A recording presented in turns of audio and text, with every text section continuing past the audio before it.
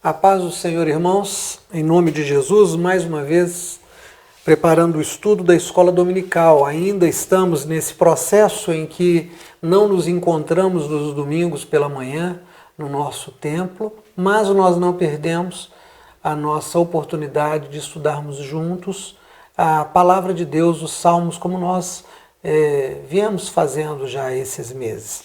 Hoje vamos estudar o Salmo 89. Eu quero te pedir que acompanhe a leitura comigo, ou lendo aí, ou apenas ouvindo. Eu vou ler.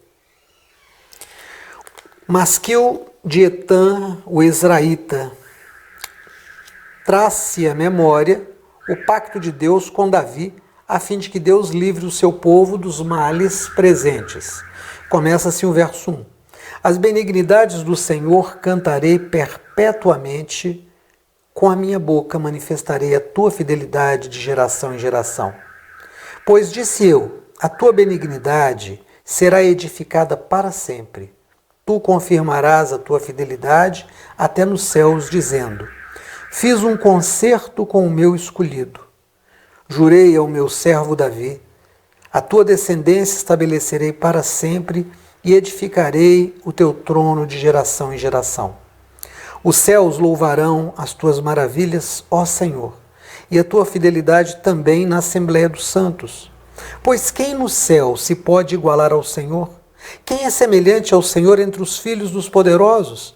Deus deve ser em extremo tremendo na Assembleia dos Santos e grandemente reverenciado por todos os que o cercam. Ó Senhor, Deus dos exércitos, quem é forte como tu?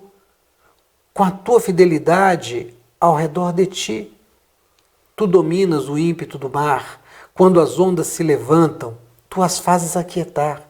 Tu quebrantastes a Raabe como se fora ferida de morte. Espalhastes os teus inimigos com o teu braço poderoso. Teus são os céus e tua é a terra. O mundo e a sua plenitude. Tu os fundaste. O norte e o sul tu os criastes. O tambor e o Hermon regozijam-se em teu nome. Tu tens um braço poderoso, forte a tua mão e elevada a tua direita. Justiça e juízo são a base do teu trono. Misericórdia e verdade vão adiante do teu rosto. Bem-aventurado o povo que conhece o som festivo. Andará, ó Senhor, na luz de tua face. Em teu nome se alegrará todo dia, e na tua justiça se exaltará.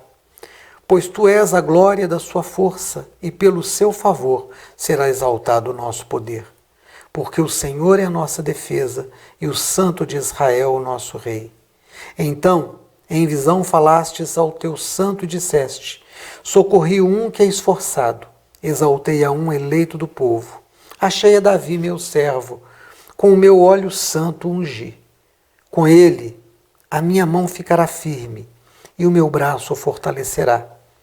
O inimigo não o importunará, nem o filho da perversidade o afligirá. E eu derribarei os seus inimigos perante a sua face, e ferirei os que o aborrecem. E a minha fidelidade e a minha benignidade estarão com ele, e em meu nome será exaltado o seu poder. E porei a sua mão no mar, e a sua direita nos rios. Ele me invocará dizendo, tu és meu Pai, meu Deus, e a rocha da minha salvação. Também por isso lhe darei o seu lugar de primogênito. Falo-ei mais elevado do que os reis da terra. A minha benignidade lhe guardarei para sempre, e o meu conserto lhe será firme. E conservarei para sempre a sua descendência e o seu trono, como os dias do céu. Se os seus filhos deixarem a minha lei e não andarem nos meus juízos, se profanarem os meus preceitos e não guardarem os meus mandamentos, então visitarei com vara a sua transgressão e a sua iniquidade com açoites. Mas não retirarei totalmente dele a minha benignidade, nem faltarei a minha fidelidade. Não quebrarei a minha aliança, não alterarei o que saiu dos meus lábios. Uma vez jurei por minha santidade, não mentirei a Davi. A sua descendência durará para sempre, e o seu trono será como o sol perante mim. Será estabelecido para sempre como a lua, e a testemunha no céu é fiel.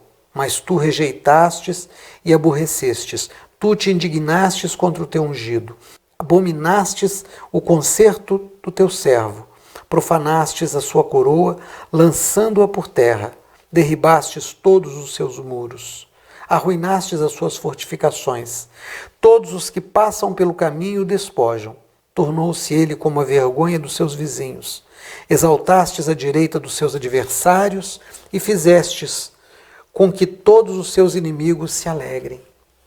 Também botastes o fio da sua espada e não o sustentastes na peleja. Fizestes cessar o seu esplendor e deixastes por terra o seu trono. Abreviastes os dias da sua mocidade. Cobristes de vergonha. Até quando, Senhor? Esconder-te-ás para sempre? Arderá a tua ira como fogo? Lembra-te de quão breves são os meus dias. Por que criarias à toa todos os filhos dos homens? Que homem há que viva e não veja a morte? Ou que livre a sua alma do poder do mundo invisível? Senhor, onde estão as tuas antigas benignidades que jurastes a Davi pela tua verdade? Lembra-te, Senhor, do opróbrio dos teus servos e de como trago no meu peito o escárnio de todos os povos poderosos com o qual o Senhor, os teus inimigos, tem difamado, com o qual tem difamado as pisadas do teu ungido. Bendito seja o Senhor para sempre. Amém. Irmãos, esse salmo é um salmo que tem o autor definido, descoberto, manifesto aqui. É Etã, o Ezraíta. Há uma referência a um Etã em 1 Crônicas, no capítulo 15. Se esse salmo é escrito por este Etã, ele é um salmo profético. Porque esse salmo, ele fala de uma queda de Jerusalém diante de Babilônia, que ainda não tinha acontecido nos dias desse Etã. Pode ser que seja um outro homem com esse nome. A Bíblia não define qual Etã é.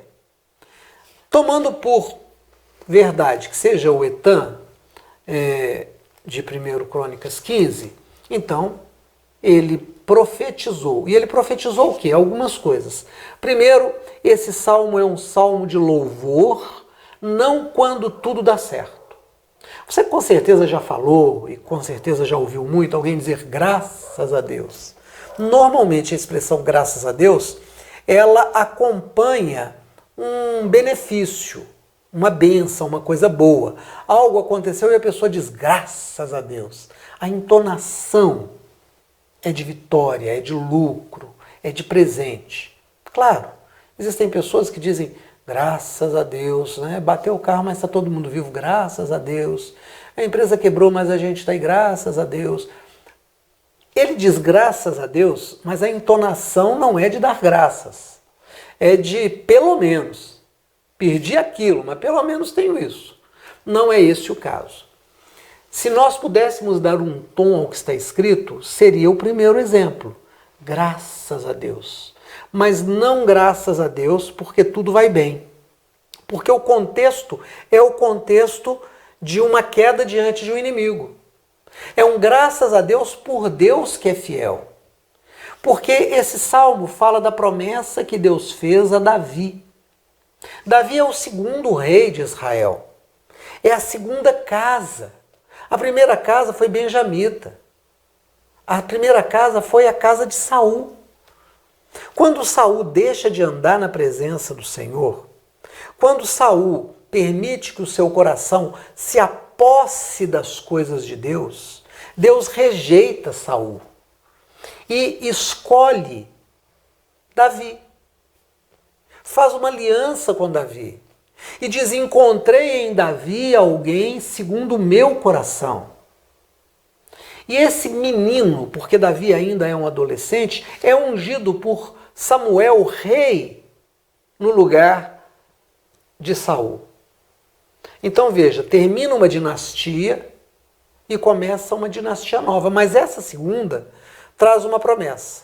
Deus diz: eu serei contigo. O teu reino será um reino para sempre. Mas vai acontecer que se os seus descendentes não andarem na minha presença, então eu os cortarei. Mas Deus havia dito que o reino de Davi seria um reino para sempre.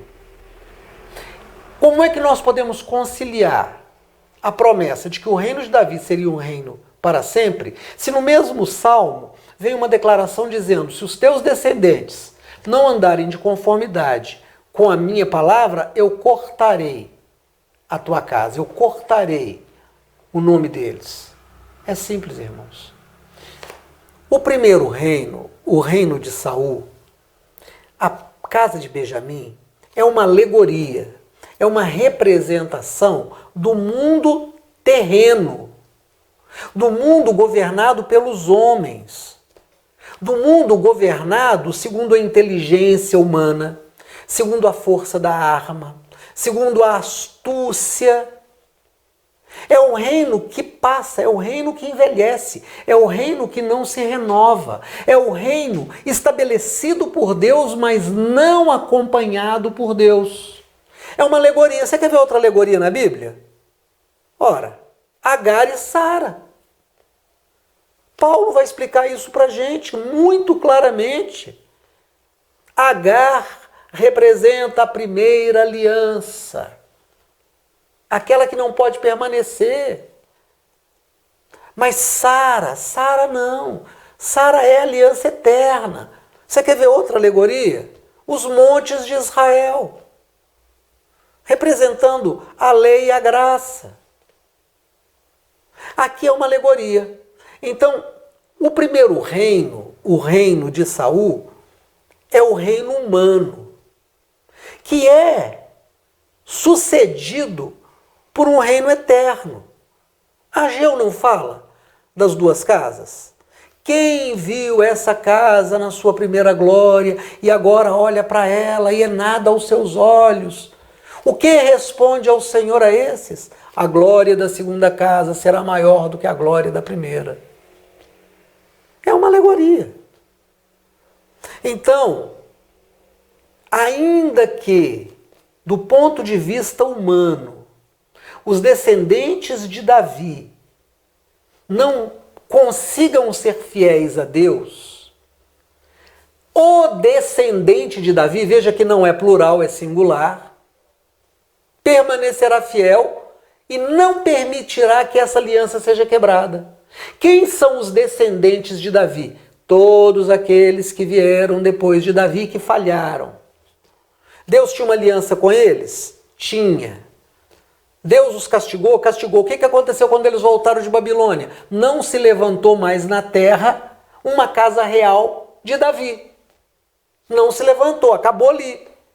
Mas a aliança com Davi foi quebrada? Não, não foi quebrada. Por quê? Por causa do descendente. Veja que isso aqui é singular. Quem é o descendente?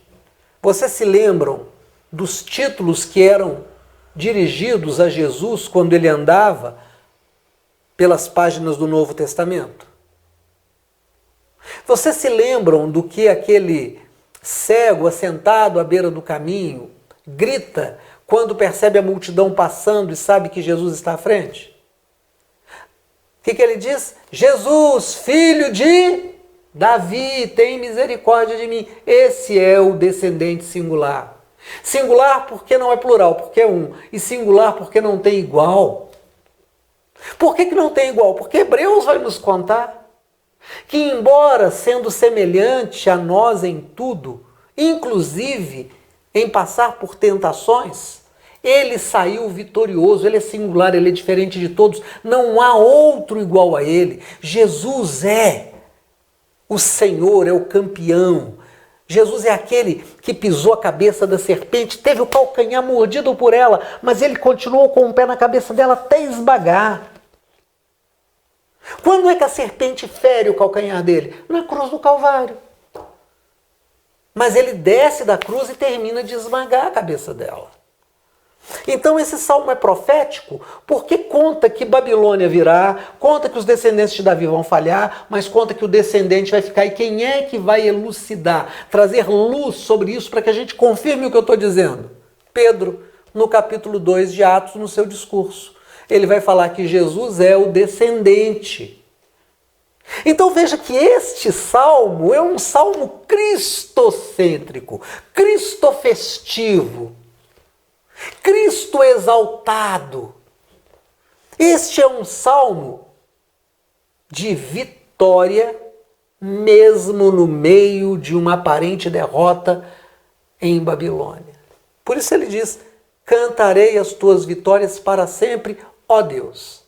E a minha pergunta para você, que estuda os salmos aqui comigo, você também pode profetizar vitória, a vitória de Jesus, mesmo no meio das suas dores e das suas perdas? Porque dizer graças a Deus quando tudo vai bem, ou dizer graças a Deus, né, eu perdi aquilo, mas eu tenho isso, faz uma diferença. Tem uma diferença. Você pode dizer graças a Deus com aquela emoção de quem ganhou, mesmo passando pela perda? Porque você olha para frente e diz: Jesus garante a vitória. E aí, para terminar, um corinho antigo que diz: teu sangue garante a vitória, Jesus. Teu sangue garante a vitória. É isso, irmãos. O sangue de Jesus derramado na cruz garante a nossa vitória. Que a graça do Senhor Jesus, que o amor de Deus nosso Pai, que a comunhão com o Espírito Santo seja conosco hoje e sempre. Amém. Vamos em paz, que o Senhor nos abençoe.